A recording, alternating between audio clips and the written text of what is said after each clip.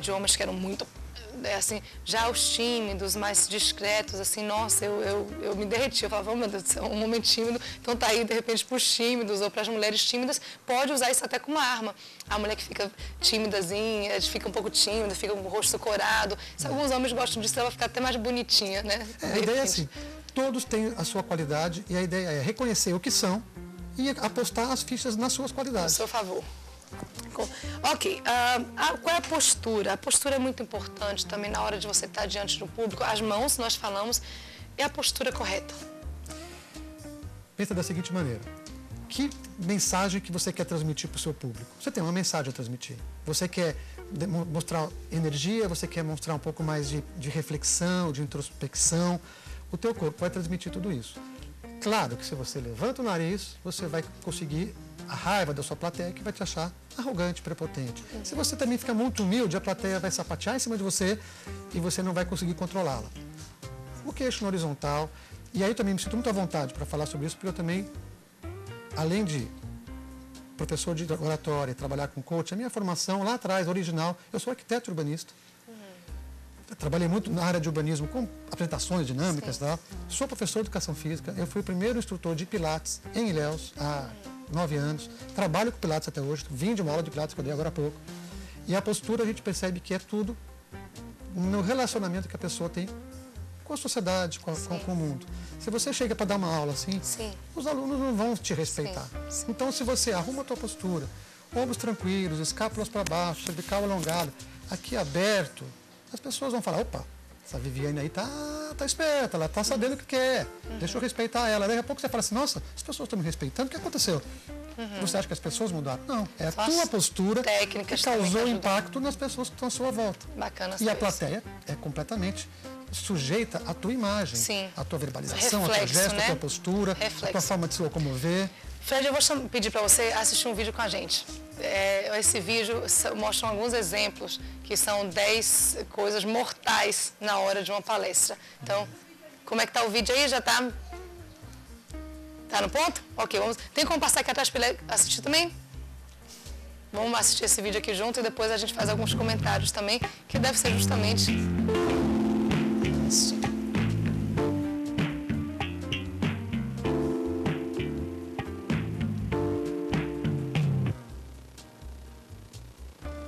Senhoras e senhores, de início, gostaria de pedir desculpas. Desculpas por ter chegado atrasado. Vocês sabem, hoje em dia esse trânsito é um inferno. Ai, meu Deus! E vou precisar me desculpar novamente, pois não pude preparar a palestra de hoje. A palestra... Eminentíssimo, grandíssimo, sapiente, dileto, indispensável, inteligente e portentoso amigo. Das alturas desta hora magnífica, cabe-me a gloriosa honra de resgatar das páginas de sua brilhante vida pregressa momentos de ululância.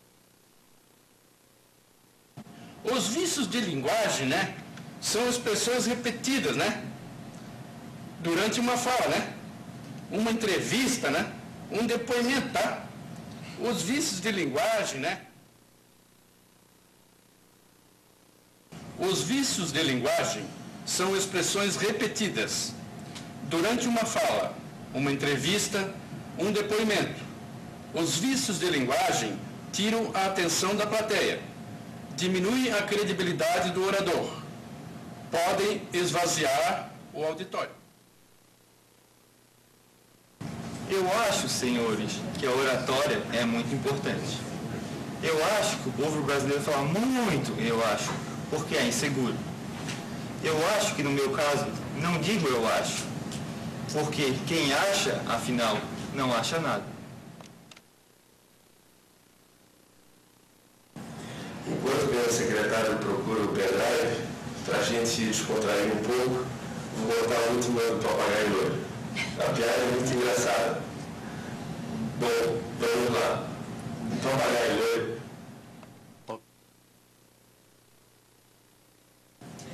Senhores, eu sei que eu já passei mais de meia hora que vocês estão cansados, Só que eu precisaria mais de 2 minutinhos só para eu terminar a minha conclusão. Deixa eu só procurar aqui o que eu preciso falar para vocês.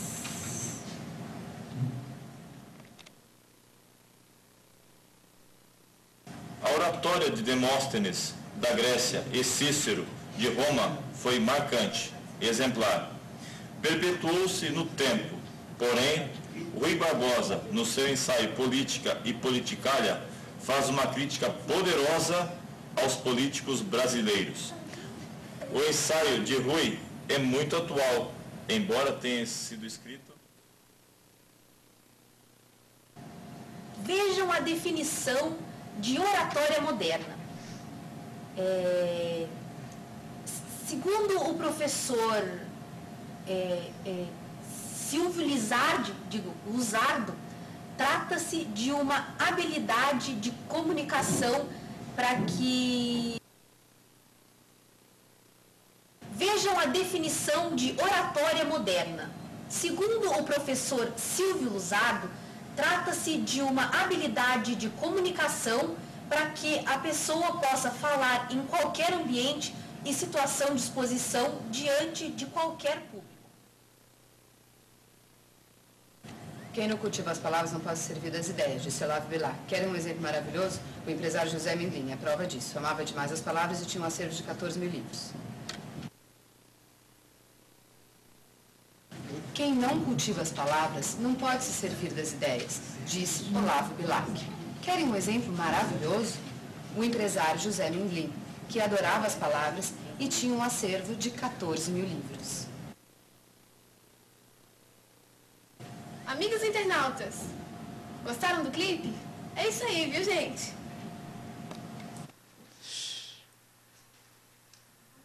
Internautas, a turma de oratória Jô Soares acabou de apresentar os 10 pecados mortais da fala em público. Obrigada pela visita ao canal do professor Luzardo. E aí? O que você achou desse vídeo? Eu posso parar de rir um pouquinho? Não. É engraçado e é incrível como se repetem isso nos cursos de oratória. A gente grava todos os nossos futuros oradores antes deles receberem as instruções. Então, eles sorteiam um tema que eles nunca falaram e tem 3 minutos para falar sobre um tema desconhecido. Improviso. Sim. E aí a gente grava. E depois passa todas as instruções e depois a gente vai gravando a segunda prática, depois a terceira prática e até depois compara. Que bacana. Então ele consegue avaliar assim um antes e depois. Sim, a gente ri muito. Então, isso aqui foi engraçado, né? E a gente viu, é engraçado, é risado. Mas isso acontece muito. Incrível como acontece. Os vícios de linguagem, os né, os tá, os pedir desculpas, foi o primeiro, é incrível. Nossa, é mesmo? A pessoa entra pedindo desculpa. A pessoa às vezes chega assim, olha, desculpa que eu tô com a voz meio ruim. Teve a Viviane que fez agora há pouco isso aqui, sabe, gente? Desculpa que eu tô com a voz meio ruim e tal. Às vezes metade da plateia não estava prestando atenção na voz ruim. Agora 100% está. Mesmo assim, Você entendeu? A pessoa não estava ligada nisso, estava ouvindo, estava gostando. Bacana, que bom. Bom aprender, bom saber. Olha, a gente vai ao rápido intervalo comercial, mas daqui a pouco a gente continua com mais questionamentos, tirando mais dúvidas aqui com Frederico Costa Curta. Então, não sai daí que hoje em Foco volta daqui a 2 minutinhos.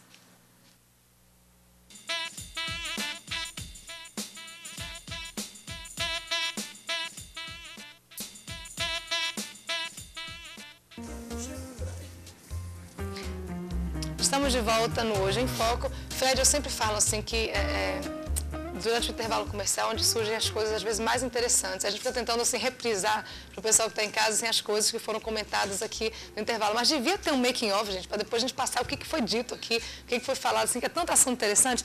Mas vamos lá. Mesa composta. A ordem correta de se apresentar os entrevistados. Espera aí. Vamos falar sobre as partes. Né? Isso, vamos falar sobre as partes do discurso primeiro. Como é que você ensina, Fred, as partes do discurso? A introdução é quando você quebra o gelo com a plateia e estabelece uma comunicação. É muito importante. Tem gente que vai direto para o assunto central. Depois da introdução, que você não falou nada tecnicamente, nada do assunto central. Você quebrou o gelo, você falou um fato bem-humorado, você elogiou a plateia e tal. Tem que se tomar cuidado, Fred. Por exemplo, uma pessoa contar uma piada que, como algumas pessoas que eu conheço, assim que... Exatamente, é o que não fazer. É o que a gente viu no vídeo. Por que não contar a piada? Primeiro, o que o vídeo falou, que ela pode ser preconceituosa. Não é o que eu falo, mas estou agregando ao que eu vou falar. Pode ser piada preconceituosa. Mas, primeira coisa, a piada pode ser boa. E se é boa, todo mundo conhece. Então você conta a piada e todo mundo... E você já quebra a tua autoestima, você já fica sem graça também. E se a piada é ruim, não precisa nem falar. Piorou. Então, nada de piada. O que é diferente de um fato bem-humorado? Que é diferente. Um fato bem-humorado é você contar alguma coisa engraçada que aconteceu, que você estava saindo de casa, e por acaso encontrou com alguém, e foi um desencontro, aí tudo bem. Mas contar uma piada, realmente negativo. Aí tá, então tem a introdução. Feita a introdução é curtinha, é 1/5 do tempo, menos que 1/5. Introdução Pessoal, sobre o assunto, né? Olha, eu estou muito feliz, porque estou gostando da plateia, eu vindo para cá, aconteceu uma coisa bacana, eu vi no outdoor, uma imagem que faz tempo que eu não via, isso me lembrou muito do assunto que eu vou falar, mas espera um pouquinho, daqui a pouco eu vou falar do assunto, eu quero falar do outdoor, né? As pessoas prestando atenção, e você, pronto, conquistou benevolência, docilidade e a atenção da sua plateia. Legal. Antes do assunto central, você faz a preparação, que pode ser uma frase, pode ser uma descrição do que você vai falar. Acabou a introdução? Aí você fala, gente, eu vou falar hoje sobre uma coisa muito importante, já está na preparação. Eu acho que vocês vão usar muito o que mostrar a importância disso no dia a dia da pessoa. Técnicas de oratória. Sim. Então, isso é preparação, não é o assunto central ainda. Aí você faz o teu assunto central. Então, você fez a introdução, olha a linguagem de mãos aqui, tá vendo? Você fez a introdução, você fez, técnica, viu? Você fez a preparação, e aí você entra no assunto central, que vai ser, talvez, aí 3/4 do tempo da sua apresentação. Que eu não falo muito, não. Basicamente, no assunto central, você tem que confirmar o que você disse que ia falar e refutar eventuais questionamentos que a plateia possa fazer. Então, você pode até falar assim, olha, eu sei que algumas pessoas podem estar dizendo que a técnica de oratória fica muito falso, fica plástico, fica pouco natural. Mas eu tenho uma resposta para isso. Antes da pessoa fazer a pergunta, sim, como eu já refuto. Professor também faria. Isso está no assunto central. Acabou o assunto central, temos a conclusão, que é quando você fixa o conhecimento e fixa a tua imagem. Para aquela pessoa chegar e falar, pô, Viviane, você é Viviane, né? Eu vi uma apresentação sua faz 3 anos, lá não sei aonde. Sim, lembro. Sabe, pô, lembro de você e tal. A pessoa guardou a tua imagem, ela não foi embora para casa, nem sabia mais qual era o seu nome, o que você foi falar. Na conclusão, você como é que faz assim? Faz o curso. Ah, eu quero fazer o curso. Na verdade, existem técnicas e muita prática. Então, na conclusão... Mas você se apresenta novamente? Não. Não, na conclusão você faz uma revisão de tudo que você falou rapidamente. Sim. Na conclusão, você clama a pessoa à ação, ou chama para uma reflexão e faz um encerramento com a emoção na medida que aquele tema pede. Sim. Você pode falar, então vamos todos agora nos unir para que nós podemos salvar a Mata Atlântica do nosso território. Sim. Ou então falar, gente, então olha, realmente a questão de aborto de fetos anencéfalos realmente é uma questão muito séria e nós temos que refletir bastante antes de ter uma opinião sobre isso. Então, é mais ou menos assim, deve-se seguir mais ou menos as mesmas regras de uma boa redação, uma introdução, e depois uma conclusão final. Mas o que acontece se você, de repente, fugiu do assunto e deu um branco? Onde é que eu estava mesmo? Essa tem uma técnica fantástica, para isso que parece mágica, parece Harry Potter. Sabe, assim, você está lá, está falando, de repente deu um branco. Você tem o teu roteirinho do teu assunto central, mas deu branco, você não sabe o que falar. Claro, primeiro, é importante você ter ali do lado alguns lembretezinhos, que você pode, com licença e tal, mas você está lá na plateia e tem que... Pode perguntar a pessoa do que eu estava falando? Para ver se a pessoa está prestando atenção. A técnica fala o seguinte, tem palavras mágicas, a gente chama de palavras mágicas. A melhor de todas é esperança, confiança, acredito. Então você está lá falando, de repente deu branco. Aí você fala, gente, eu tenho esperança. E quando você vê, brota. Então quer dizer que essas palavras... Eu tenho isso gravado no último curso, o pessoal começou a rir. O pessoal deu branco, eu falei, esperança, esperança, ele gravando. Eu tenho esperança, quando você vê, ele ficou melhor do que ele estava antes. Sai da São palavra palavras que ajuda mágicas, mesmo. são palavras que te levam para cima. É o pozinho do pirim-pim-pim, fala a palavra ali. Exatamente. Sim, mas tá, e daí você falou, eu tenho esperança, vamos dizer. O assunto vem. Mas eu tenho esperança de quê? Você está lá, deu branco. Você está falando do assunto central. Está falando, por exemplo, sobre o curso de oratória. E aí você queria falar alguma coisa, ele não vem, aí você fala, gente... Então, vamos dizer, eu estou falando sobre gestação. Aí daqui a pouco eu desviro, porque a mãe grávida viu um cachorrinho. Inclusive falando sobre cachorrinho, não sei o que, não sei o que. Aí tá no cachorro. Aí esqueceu, meu Deus, eu estava falando sobre o que mesmo? Era Eu tenho esperança. Como é que eu vou sair do cachorro para falar sobre esperança da gestação? Como é que eu volto? A ideia das palavras mágicas é o seguinte, você está num roteirozinho seu da sua apresentação. Você tinha que falar alguma coisa e esqueceu o que era o próximo assunto. Esqueceu. Deu branco, a pessoa está nervosa.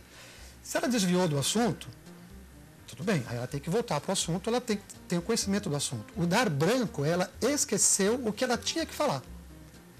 E essas palavras mágicas, normalmente, claro, não é 100%, mas normalmente funcionam, que é uma maravilha. Que bom. A plateia faz uma pergunta para a pessoa.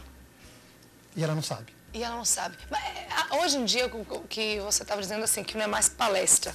Se diz apresentações, workshops, você é minha aluna aqui. Dinâmicas. Isso. Não, olha, para tomar mais cuidado, que realmente né, palestra parece um negócio pesado. Então, nessas apresentações, nessas dinâmicas, que aí a dinâmica dá a ideia até de algo mais interativo, é mais comum hoje em dia se abrir espaço para as pessoas fazerem perguntas, assim? Ou isso vai depender do preparo do... E mesmo que não tenha espaço, pode acontecer de alguém levantar a mão lá atrás e falar, professor, o senhor está falando aí esse tal de curso de oratória aí e tal, mas o senhor mesmo aí, o senhor está com uma dicção ruim? E aí? Eu não tenho uma dicção boa. Opa, eu não tenho uma dicção boa. A minha dicção, ela foi trabalhada ao longo do tempo. Não é o meu forte. Não tinha uma dicção boa. Não, porque se você não tem uma dicção boa, nosso pai. O que eu estou dizendo assim, não é meu forte. Sim. Não é meu forte. Assim como o comentarista de futebol não tem que jogar que nem o Neymar para comentar a jogada do Neymar.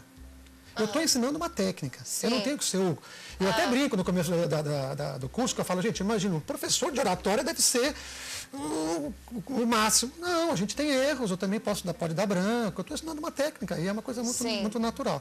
Mas quando a pessoa não sabe. Então, aí a pessoa, lá você está na tua apresentação de uma monografia, você está fazendo uma apresentação sobre uma...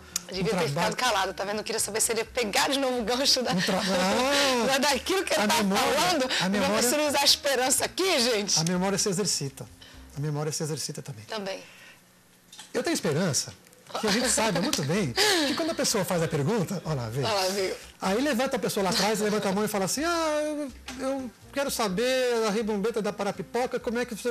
Aí você não sabe. Sim. O que você faz com isso? É uma pergunta que pode ser importante e você não sabe a resposta. Você está me perguntando? Por exemplo, o que você faria? Você está lá fazendo uma apresentação. Você acha que você faria, Sérgio?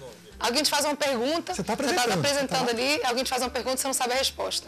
Não sabe a resposta? Sim, da pergunta. O que você faria ali numa situação dessa? Depois eu converso com ela. Depois você conversa com ela. Valesca, você faria o quê? Alguém te faz uma pergunta ali e você não sabe a resposta, Valesca. Desculpa, não sei a resposta. Valesca quer dizer desculpa, não sei a resposta. Eu também, Valesca. Olha, eu não sei nesse momento, mas eu vou confirmar e te respondo amanhã. Primeira coisa é tentar descobrir o objetivo daquela pessoa. Se ele quer aparecer, bota ele em foco. O que você faria? Então, se ele quer aparecer, primeira coisa que eu falo, qual é o seu nome? Aí o cara apareceu. Meu nome é José Augusto. Ô, José Augusto, que bom que você está perguntando. Eu gosto muito quando a pessoa participa. Alguém aqui saberia dizer a resposta para ele? Ou então fala assim, o que você já sabe sobre esse assunto, José Augusto? O que você já sabe sobre esse assunto? Eu não sei nada, por isso eu estou te perguntando. Ótimo. Então eu estou querendo entender agora as pessoas. Alguém aqui tem alguma opinião sobre o que ele está perguntando? Não, eu quero saber de você.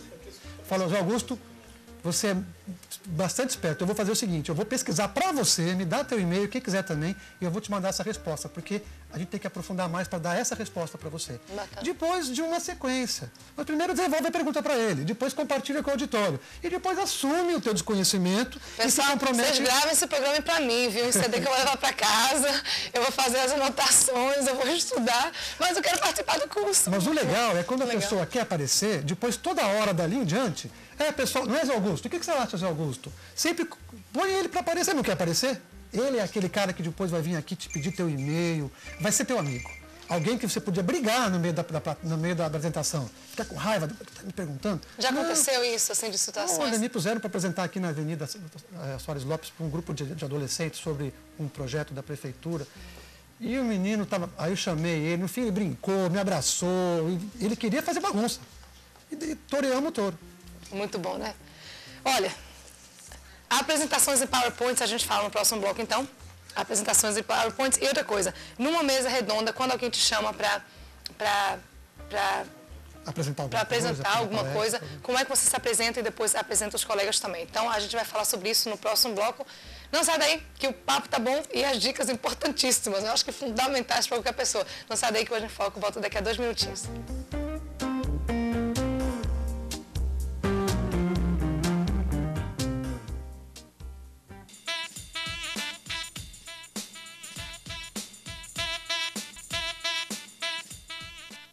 Voltamos com Hoje Foco e vamos dar continuidade então no nosso último bloco falando sobre oratória, a importância disso. E ao nosso lado está Frederico Costa Curta, e a gente sempre é importante lembrar o nome, né?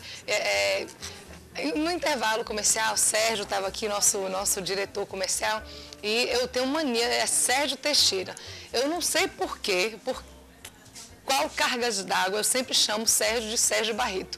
E sempre pior, eu não só chamo ele de Sérgio Barreto, ele é Sérgio Teixeira.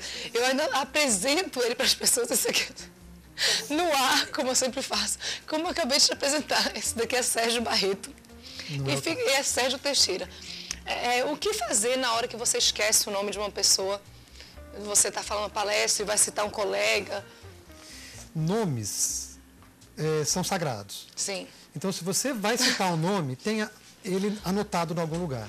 E saiba a pronúncia do nome. Se não sabe, vai descobrir. Se não conseguiu falar, não fale o nome. Peça para a pessoa se apresentar. Você quer Sérgio, nosso diretor comercial? Ou peça para a pessoa se apresentar, se for o caso. Então vem aqui, me fale. Ou então você pode até fazer um tom bem humorado. Bom, se for o nome Miguekovic, né? Você fala, olha, Sérgio, me fala o seu sobrenome mesmo, porque eu estou aqui ainda ensaiando para conseguir falar ele direitinho. Tudo bem, a pessoa fala, sabe, é adequado, é correto, é tranquilo, é honesto. Vamos dizer, a pessoa está participando de um evento como esses e eles chamam a pessoa para falar, para dizer algo, para participar também. Como é que essa pessoa deve se apresentar e apresentar os colegas? Se a gente for pensar em termos de uma situação mais formal, em que tem uma mesa composta e que está lá o prefeito,